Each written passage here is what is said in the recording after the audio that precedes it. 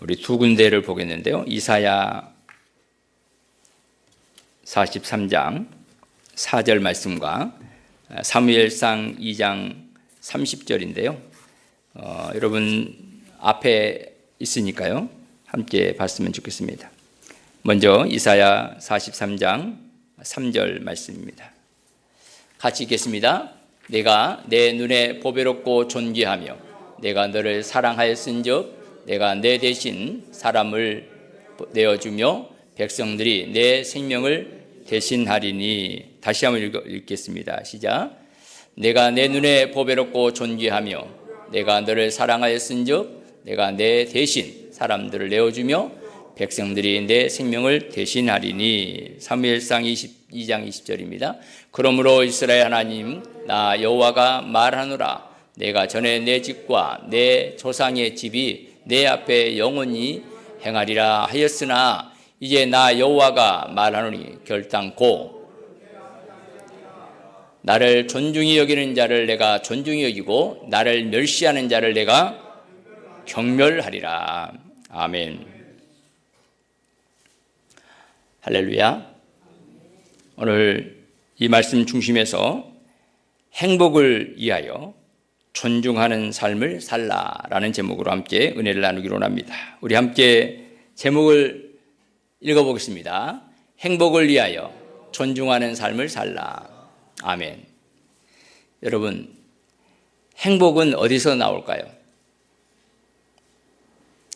여러분은 어떨 때 행복을 느끼십니까? 통장 잔고가 많아질 때? 자녀들이 직장에 좋은 직장을 들어갔다고 할 때? 아니면 손자, 손녀를 낳았을 때? 내가 건강할 때? 승진했을 때? 등등이 있을 겁니다. 그런데 이런 것들은 오래가지 못합니다. 진정한 행복이 어디서 오는가? 이 부분을 우리가 잘 안다면 우리는 행복을 찾기 위해서 갈급하지 않을 겁니다. 오늘 본문은 우리에게 그 행복한 존재가 누구인지, 행복은 어디서 오는지를 가르쳐 주고 있습니다. 하나님께서는 우리를 바라보시면서 하나님의 눈에 우리를 보시면서 너는 행복자다. 어떤 사람이 행복하냐니까 보배롭고 존귀한 사람입니다. 따라합니다. 나는 보배롭고 존귀한 사람입니다. 이건 주님이 우리에게 하신 말씀이에요. 너는 보배롭고 존귀한 존재다. 하나님이 우리를 보배롭고 존귀한 존재로 보았다면, 그렇게 만들어 놓았다면 우리도 그렇게 봐야 되거든요. 우리도 그렇게 봐야 돼요. 옆에 분이 보배롭고 존귀하게 보이십니까? 그러면 여러분, 참 여러분들이 본인이 바라보는 여러분이 보배롭고 존귀한 분입니다. 그런데 하찮게 보면요, 내가 하찮은 존재라는 사실을 증명하고 있습니다.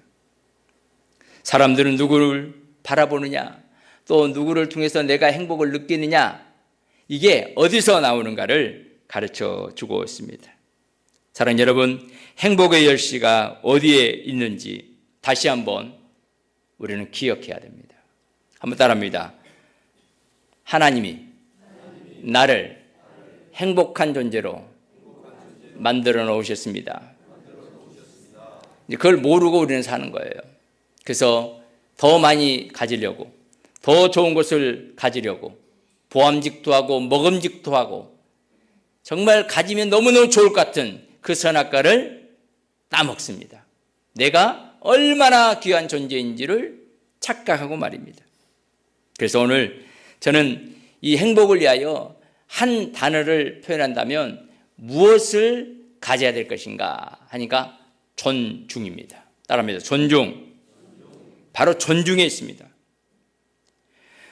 누구나 존중받기를 원하고 존중하기를 원하지만 사람들은 존중받으면 너무너무 좋아합니다.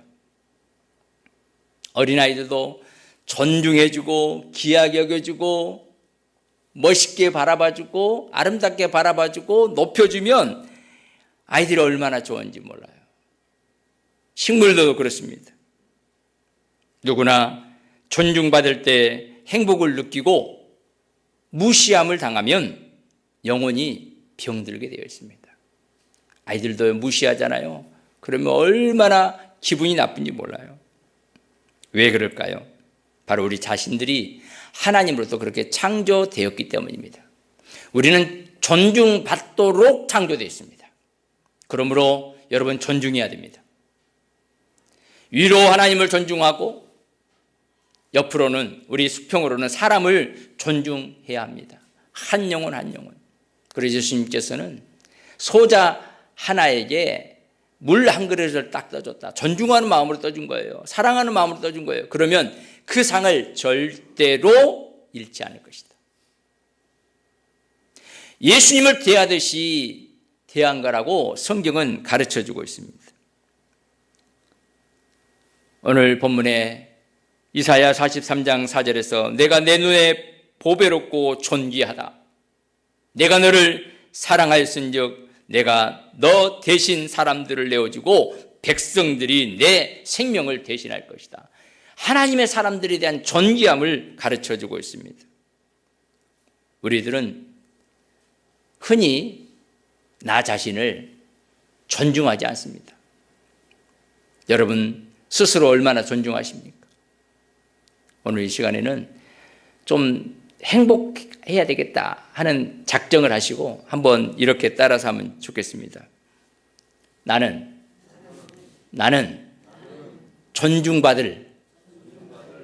존중받을 자격이 있다. 나는 존중받을 자격이 있다. 근데 스스로 나는 존중받을 자격이 없어. 나는 보배롭고 존귀한 자가 아니야. 나는 하찮은 자야.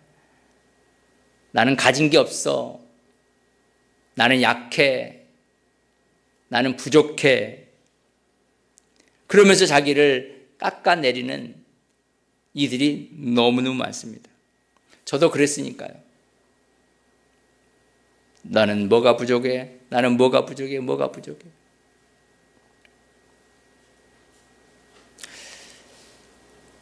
제가 우리 집에서 4번째였습니다.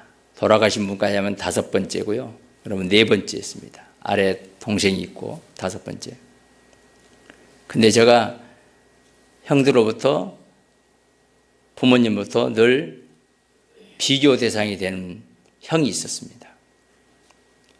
항상 그랬어. 항상. 너 형처럼 해봐.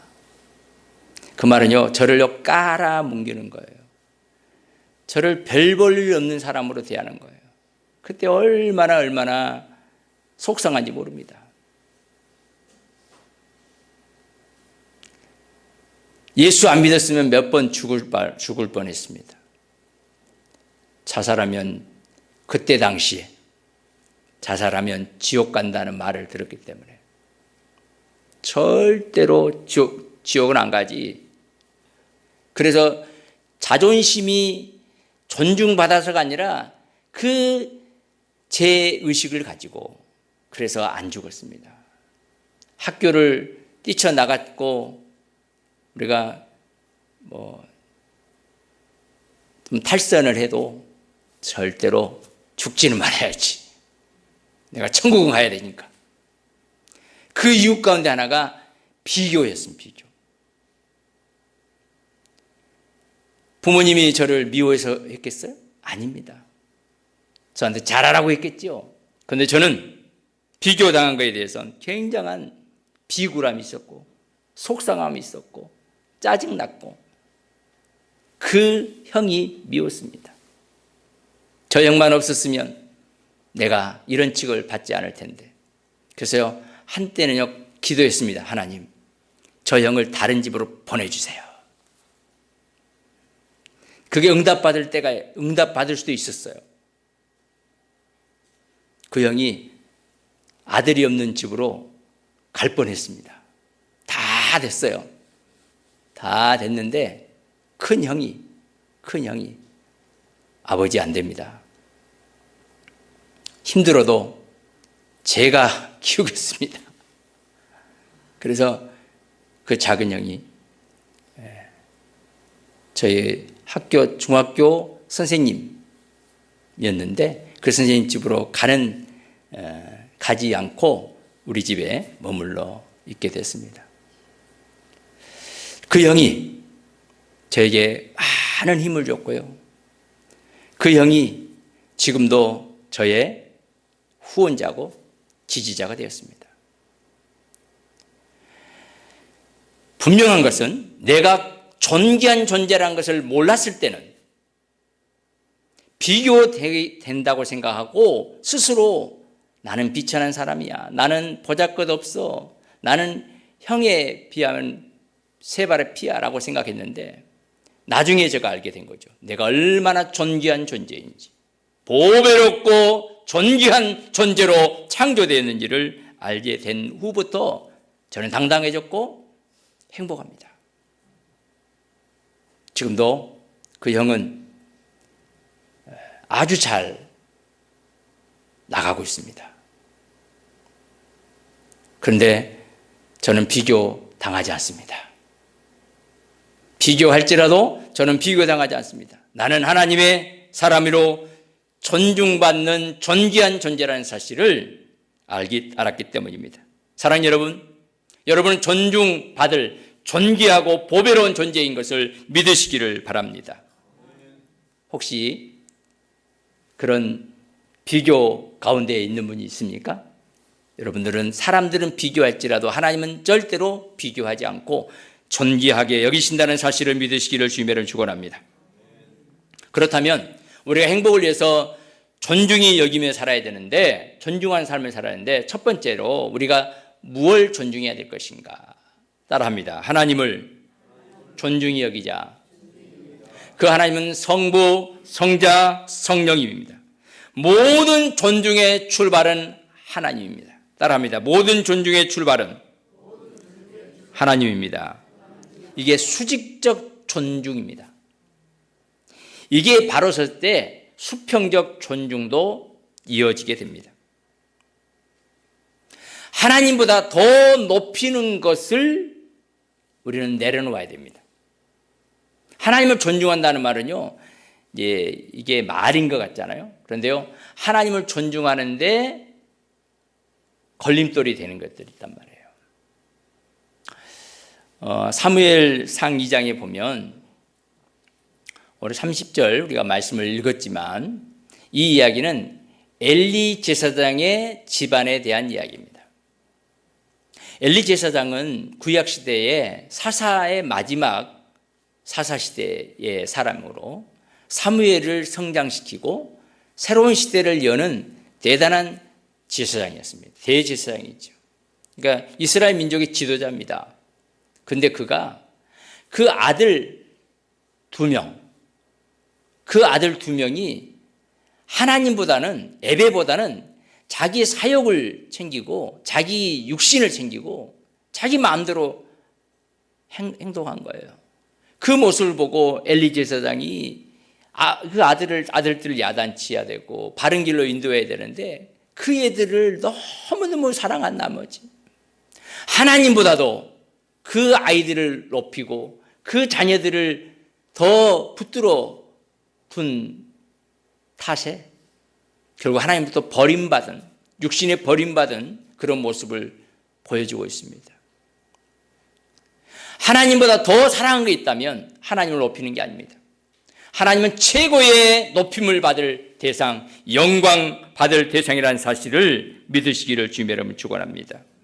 오늘 29절에 이렇게 말씀합니다. 같이 봅니다. 너희는 어찌하여 내가 내 처소에서 명령한 내 재물과 예물을 밟으며 내 아들들을 나보다 더 중히 여겨 내 백성 이스라엘을 드리는 가장 좋은 것으로 너희들을 살찌게 하느냐. 하나님께 드려야 될 그 예물을 발로 밟고 그 자녀들이 마음대로 하는데도 불구하고 아버지 이 제사장이 가만히 놔두는 거예요. 그래, 너희들이 좋으면 됐어. 근데 그렇게 하는 게 별로 좋지는 않아. 이렇게 말만 하고 그냥 내버려 뒀습니다. 그 결과 처참했습니다. 하나님께서 임재의 상징이, 하나님의 임재의 상징이 언약궤가 뺏기게 되고 엘리의 두 아들이 전쟁에서 죽음을 맞이하게 되고 그의 손주가 태어났는데 본인도 죽고 하나님이 영광이 떠났다고 하는 이가봇이라는 손주를 낳게 됩니다. 사실 이해가 안 되는 부분도 있습니다. 자녀가 잘못되면 부모가 책임을 지는 것은 마땅한데 이 부모 한 사람이 어떤 존재냐니까 이스라엘의 제사장이자 대제사장이 왕 같은 존재예요. 그 지도자가 잘못된 가르침과 선택과 그리고 그 길을 걸어가는 길을 막지 않았기 때문에 그에 대한 책임을 묻는 것입니다. 하나님을 존중하지 않는 가문, 하나님보다도 자식이나 재물을 더 높이는 삶을 살아가는 그들에게 모래성 같은 무너짐의 역사가 있었다고 하는 사실을 우리에게 가르쳐주고 있습니다. 자녀가 우상이 돼버린 거예요. 사랑하는 여러분, 자녀를 우상으로 삼는 순간 우리는 행복하지 않습니다. 행복한 존재가 비교의 대상으로 나락으로 떨어질 수 있다는 사실을 우리는 기억해야 됩니다. 하나님을 존중하는 삶은요, 순종입니다. 순종. 한 사람이 있습니다. 아브라함입니다. 아브라함은 100세에 아들을 낳습니다. 이삭이죠. 근데 하나님은 그 이삭을 다 컸어요. 이제 청소년이 됐습니다. 그리고 건강합니다. 이제는 이 아이가 아브라함의 뒤를 이어서 가문을 이끌어갈, 민족을 이끌어갈 지도자가 될 거라고 생각을 했습니다. 그런데 하나님이 말씀하는 거예요. 아브라함아, 너 독자 이삭 있잖아.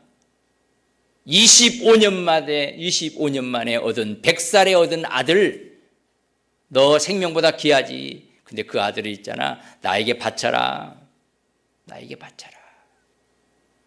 그때 아브라함이 네 하나님. 그리고 모리아 산에 가서 이삭을 번제단에 올리고 나무를 깔고 그를 죽여서 드리려고 칼을 뽑은 순간 아브라함아, 내 아들 독자를 죽이지 말라. 그리고 주신 말씀입니다. 같이 보겠습니다. 창세기 22장 2절입니다. 시작. 여호와께서 가라사대 내 아들 내 사랑하는 독자 이삭을 데리고 모리아 땅으로 가서 내가 내게 지시하는 산 거기서 그를 번제로 드리라. 번제를 드리고 나서 드릴 때에 주님이 그걸 아시고 이제서야 내가 알았다. 내가 내 아들보다 나를 더 귀하게 여기고 존중히 여긴다는 것을 알았다 하시면서 그에게 복을 내려주시는 놀라운 모습을 봅니다. 이제야 내가 나를 경외하는 줄을 내가 알았다라고 인정하시면서 대대의 복을 허락해 주는 놀라운 모습은 성경의 엘리 가정과 대조적입니다. 모세 자신은 스스로가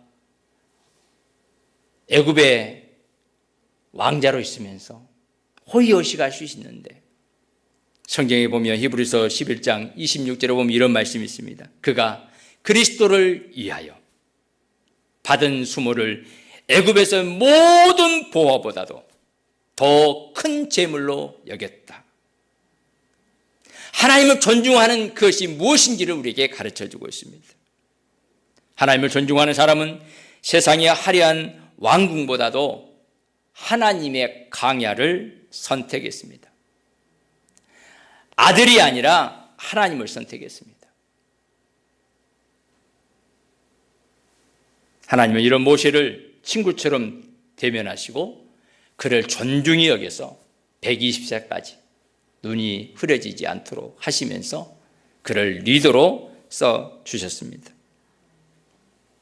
또한 예수님을 존중하는 것이 뭐냐니까 예수 그리스도를 믿는 겁니다. 사랑하는 여러분, 예수를 믿으면 하나님을 존중하는 거예요. 예수님은 우리를 귀하게 여기고 소중히 여겨서 우리에게 이 땅에 오셔서 우리를 위해 십자가에 못 박혀 죽어주신 분이잖아요. 그리고 우리를 구원해 내셨습니다. 그리고 우리를 부르십니다. 내게로 오라. 내가 너희를 품어주마. 내가 너를 위해서 십자가에 죽었다. 라고 하는 그 예수님을 내가 믿고 고백할 때 하나님은 존중받습니다. 그러니까 예수 믿으면 복 받는 거예요. 예수 믿으면 행복한 것입니다. 우리가 아직 죄인 됐을 때 죽기까지 우리를 존중하신 그 예수 그리스도의 사랑 말입니다. 그걸 주님은 사랑이라고 말씀하고 있습니다. 하나님이 세상을 이처럼 사랑하사 독생자 예수님을 우리 땅에 보내주신 그 예수를 믿는 그 믿음 말입니다. 오늘 이 자리에 오신 여러분들은 다 그 예수님을 믿음으로 행복한 존재인 것을 믿으시기를 주님의 이름으로 축원합니다. 우리는 고백합니다. 내가 그리스도와 함께 십자가에 못 박혔다. 그런 적이 이제 내가 사는 것이 아니라 내 안에 그리스도께서 사신 것이다. 내가 육체 가운데 사는 것은 하면서 하나님이 주신 그 복을 누리겠다고 하는 고백입니다. 내 자존심을 내려놓고 내 안에 계신 주님을 존중하는 것. 하나님을 존중하고 주님을 높이고 예수를 높이고 예수를 믿는 믿음으로 살아가는 삶. 그 삶이 행복의 출발이고 행복의 삶이라는 사실을 믿으시기를 주님의 이름으로 축원합니다. 하나님 우리를 더욱 존귀하게 높여주시기를 원하십니다. 이게 첫 번째 출발이에요. 행복. 여러분 행복하십니까? 네. 여러분이 행복한 이유는 예수를 믿기 때문입니다. 두 번째는 한번 같이 읽어보겠습니다. 국가 지도자와 공직자들을 존중히 여겨라. 이 부분에 있어서 좀 다르게 해석한 분도 있는데, 하나님을 존중하는 신앙은요 반드시 세상 질서도 존중해야 돼요. 하나님을 존중하는 사람이 세상 질서를 존중하지 않는단 말은 하나님이 이 세상 질서의 주관자인 것을 거부하는 사람이에요. 권세자들을 이 땅에 세우신 분이 하나님 아버지인 것을 믿으시기를 바랍니다. 하나님을 존중하는 신앙은 반드시 세상 질서를 존중하는 태도를 가져야 되는데, 그 첫 번째가 국가 지도자를 존중하는 겁니다. 왜냐하면 그 국가 지도자를 세우신 분이 누구다? 하나님이기 때문입니다. 하나님이기 때문이에요. 그 권세의 근원이 하나님이십니다. 사도 바울은 로마서 13장을 통해서 우리에게 분명하게 이렇게 말합니다. 아주 간단하면서도 아주 심플하게 말하죠. 자, 로마 13장 1절 사람 같이 보겠습니다. 각 사람은 위에 있는 권세들에게 복종하라. 이 권세는 하나님께로부터 나왔다라고 말합니다. 이 권세는 다 하나님이 정하신 바다라고 말씀하고 있어요. 그 1절 후반절에 보면 그렇게 나와요. 모든 권세는 다 하나님께서 정하신 바라. 그래서 복종하라고 말씀하고 있습니다. 대통령을 비롯한 위정자들, 공무원들을 세우신 것은 우연이 아니다는 거예요. 하나님께서 사회 질서와 평안을 유지하기 위해서 하나님이 정하시고 질서를 위해서 세운 사역자들이라는 사실을 우리에게 4절에도 말씀하고 있죠. 그는 하나님의 사역자가 되어 내게 선을 베푸는 자니라. 하나님의 선을 베푸는 역할을 한다는 거예요. 우리는 여당, 야당, 영원함이 있고요. 그래서 어떤 대통령이 들어서면 거부하고 싶고요. 또 어떤 지도자가 들어서면 좋아할 수도 있는데요. 여러분, 모든 지도자들은 하나님이 권세를 주어서 세운다는 사실, 그리고 그들은 그 질서를 유지하기 위한 사역자들이라는 사실을 꼭 기억해야 합니다. 그 권세를, 그 권위를 세우신 그 하나님을 존중하는 그것이 바로 지도자를 존중하는 것입니다. 이 공무원이 사역자라는 거예요. 사역자. 여러분, 그 사역을 마치시고 퇴임하신 분도 있습니다. 그렇지만 지금도 여전히 그 사역은 계속되고 있습니다. 구체적인 존중이 실천으로, 행동으로 나타날 때 아름다운 열매가 있다는 사실을 우리는 기억해야 됩니다. 여러분, 존중은 추상적이지 않습니다.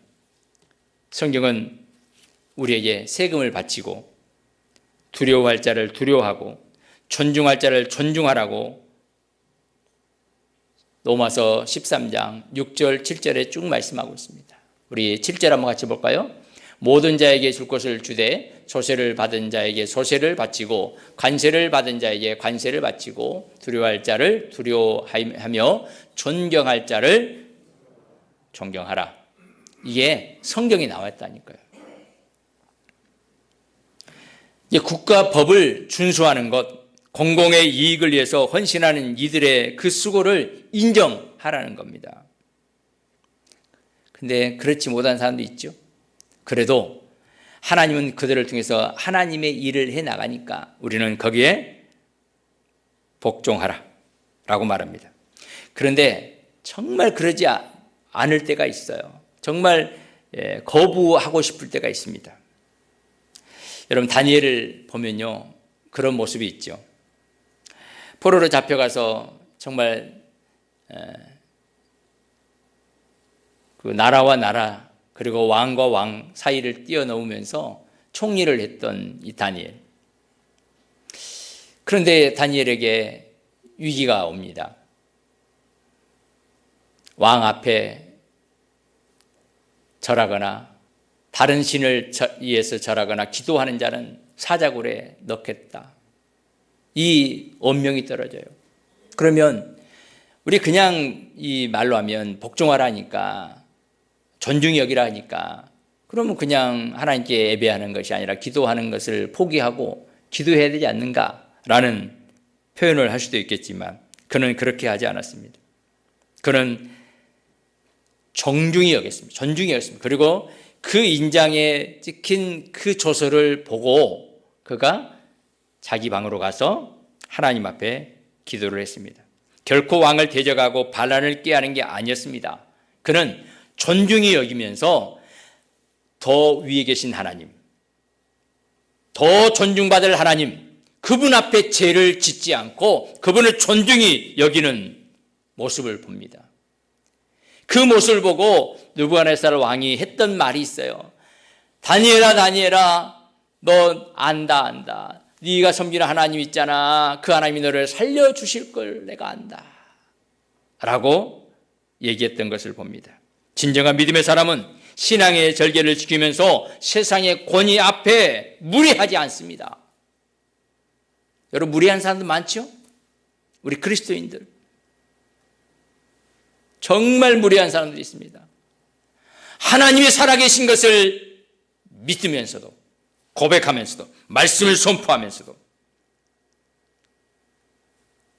우리가 유정자들을 위해서 기도하고 그들을 존중히 여길 때 이 땅에 하나님의 은혜가 넘칠 줄 믿습니다. 여러분, 저도 마찬가지지만 여러분도 마찬가지입니다. 무례하게 행동하지 마십시오. 겸손하십시오. 위에 하나님을 바라보시기를 주님을 축원합니다. 세 번째는 상정과 부모를 존중히 여겨야 됩니다. 우리 한번 세 가지를 한번 읽어보겠습니다. 부모 공경은 약속 있는 계명이다. 상전을 섬기기를 주께 하듯 하라. 존중은 믿음의 열매이다. 여러분, 이 부분은 많이 강조를 제가 했습니다. 부모는 하나님 대신입니다. 근데 하나님보다 부모를 더 섬기면 안 돼요. 그러니까 항상 하나님이 배후에 있고 가장 높은 곳에 하나님이 계신다는 것을 알아야 돼요. 부모를 섬기는 것은 하나님을 섬기기 때문에 부모님을 잘 섬기는 거예요. 하나님 섬긴다면서 부모님을 공경하지 않는 것은 하나님을 안 섬기는 겁니다.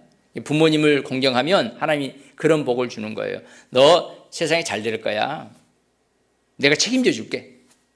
그리고 장수할 거야. 건강하게 살도록 내가 해줄게. 이런 약속이에요.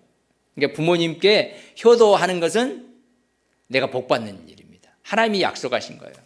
그래서 부모님께 효도하시기를 주님으로 축원합니다. 부모를 존중히 여기는 자에게 잘되는 복과 장수의 복은 성경에 아주 수두룩합니다. 수두룩해요. 잠언 22장 23장 22절에는 이렇게 말씀하고 있습니다. 너를 낳는 아비에게 청종하고 내 늙은 어미를 경히 여기지 말아라. 이게요, 하나님께서 우리에게 부모를 공경하라고 하는 이유가 있어요. 나를 공경해라는 거예요. 그래야 복이 있다라고 말씀하고 있습니다. 또 하나는 일터에서 우리의 상렬 있잖아요. 우리의 직급으로 따지면 나보다 높은 사람들, 이분들에게 여러분 복종하래요. 복종, 존중히 여기래요.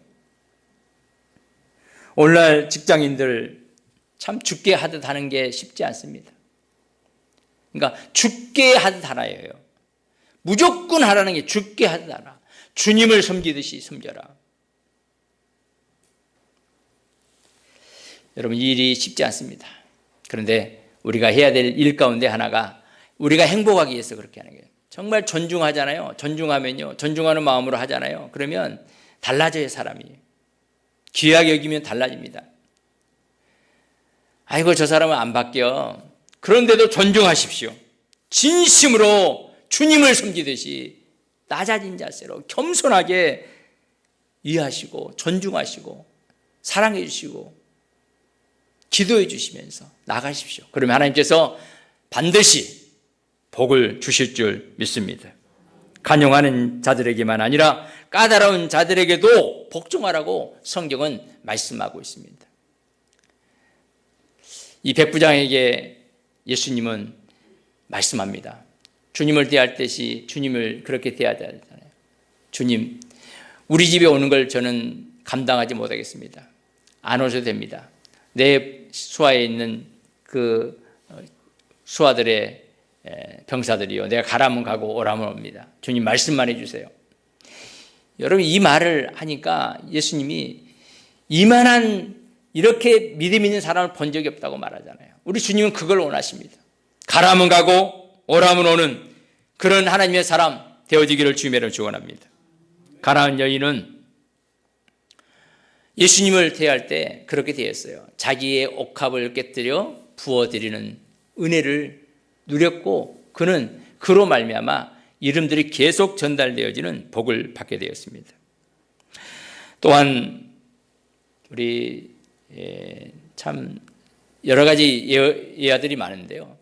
우리 주님을 위해서 내가 헌신하고 봉사할 때 우리 하나님께서는 큰 복을 주실 뿐만 아니라 능력을 베풀어 준다는 사실을 꼭 기억해야 합니다. 존중은 닫혔던 하늘문을 여는 열쇠가 되기도 합니다. 바로 이 존중은 믿음의 열매예요. 부모를 존중하고 상견을 존중하고 그리고 또 하나 바로 내 옆에 있는 한 사람을 존중히 여겨야 됩니다. 부부 당연합니다. 자녀와 부모 당연합니다. 그리고 옆에 있는 친구 존중히 여기십시오. 여러분, 존중히 여기지 않으면 그게 그대로 갑니다. 행복은 멀리 있지 않습니다. 내가 먼저 하나님을 존중히 여기고 세상을 존중하고 이웃을 존중할 때 하나님은 나를 가장 존귀한 자로 여기신다는 사실을 알게 되고 그 자리에 딱 세워줍니다. 그러면 행복한 거죠. 나는 왕은 아닌데 하나님이 나를 왕자로 삼아주셨습니다. 그리고 그 자리에 앉혀주신 거예요. 사무엘상 2장 20절의 말씀 제가 다시 한번 여러분들에게 봉독해 드립니다. 나를 존중히 여기는 자를 내가 존중히 여기고 나를 멸시하는 자를 내가 경멸하리라. 우리 하나님을 존중히 여기십시오. 이웃을 존중히 여기십시오. 내 직장 상사를 존중히 여기십시오. 내 아내를, 내 남편을 존중히 여기십시오. 그럴 때 하나님께서 놀라운 은혜를 허락해 주실 줄 믿습니다. 사랑하는 여러분, 우리 주변에는 하나님으로의 존중을 받지 못한 사람들이 참 많습니다. 우리 전도를 하는데요, 전도는요, 그냥 교회 한 사람을 데려와서 우리 교회 부흥시키는 것, 그렇게 도구로 쓰면 안 돼요. 저는 그런 의미로 전도를 여러분들이 강조하지 않습니다. 정말 존중받을 한 영혼을 가슴에 품고 내가 그 영혼을 섬기겠습니다. 이 영혼은 섬김받을 대상입니다. 존중받을 대상입니다. 그런 마음으로 한 사람을 더 품고 사랑하고 그가 하나님의 은혜와 복을 받기를 소망하는 마음으로 여러분 이 세븐스텝에 동참하시기를 주님의 이름으로 축원합니다. 존중받고 존중하며 살아가는 성도들이 되어질 때 하나님은 영광 받으시고 우리에게 복을 주실 줄 믿습니다. 우리 마지막 커트 한 장 넘겨주십시오. 한번 따라하겠습니다. 내 선을 지우고 하나님의 선을 긋다. 나를 존중히 여기신 주님은 하나님과 나 사이를 선을 그어서 존중한 존재로 만들어주시고 또 이웃에게 그런 존중의 삶을 살도록 역사하신다는 사실을 알고 우리 함께 달려갔으면 좋겠습니다. 지난 한 주간 동안 늘레이 기도해 주신 여러분 감사합니다. 여러분 한 사람 교회 데려와야지 내가 위신이 서고 이런 차원이 아니에요. 정말 그 영혼을 존중하는 마음으로 귀하게 여기는 마음으로 그 사람을 품고 우리 교회 안 나와도 돼요. 그 마음을 좀 가졌으면 좋겠어요. 하나님 이번 기회에 나를 존중히 여기신 주님 나도 한 사람을 존중히 여기고 싶습니다. 내 아내를, 내 남편을, 내 자녀를, 부모님을 그리고 내 친구를 존중히 여기면서 살겠습니다. 이런 마음으로 보냈으면 좋겠어요.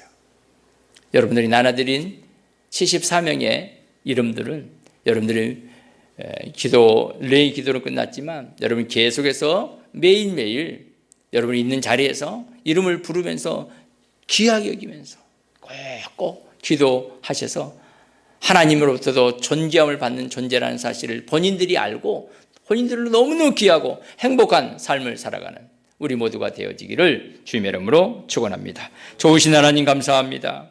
그 크신 하나님의 사랑과 그 은혜를 가슴에 품고 그 주님을 높이며 예배하며 찬양하며 그 사랑을 가지고 또 다른 사람들에게 존중히 여기며 그들이 주님 앞으로 돌아오기를 고대하며 소망하는 하나님의 사람들의 기도를 받으시고 하나님 역사해 주시기를 원합니다. 한 영혼을 품고 기도하는 종들의 그 마음 가운데 하나님 존중의 마음을 도와여 주시고 성령님 기름 부어 주셔서 그 마음이 있는 곳에 놀라운 은혜가 있게 하시되 치유와 회복의 역사 있게 하시고 마음의 변화와 회복이 있도록 은총 베풀어 주시고 앞에 장애물들이 제거되어지게 하시고 주 안에서 행복한 삶을 살아가도록 역사하여 주옵소서. 특별히 세븐스텝 전도 축제를 앞두고 여러분의 한 영혼을 존중히 여기는 그 마음을 우리에게 허락하시고 그들을 주님의 사랑으로 인도하게 하시고 우리의 삶을 행복한 삶이라고 고백하며 나가는 우리 모두가 되게 하여 주옵소서. 우리를 가장 귀하고 존귀하게 여기신 예수 그리스도 이름으로 간절히 기도드리옵나이다. 아멘. 지금은 우리를 위하여 십자가에 못 박혀 죽으신 예수 그리스도의 은혜와 하나님 아버지의 크고 놀라우신 사랑하심과 성령님의 감동, 감화, 이루고통 충만 역사하심이 하나님을 존중히 여기고 지도자를 존중히 여기고 부모님을 존중히 여기고 우리 형제를 존중히 여기며 행복한 존재로 살기를 소망하는 하나님의 사람들 머리머리 위에 가정과 일터와 사업장과 자녀들과 가문 위에 함강교회 위에 지금 영원토록 항상 함께 있을지어다. 아멘. 주님 감사합니다.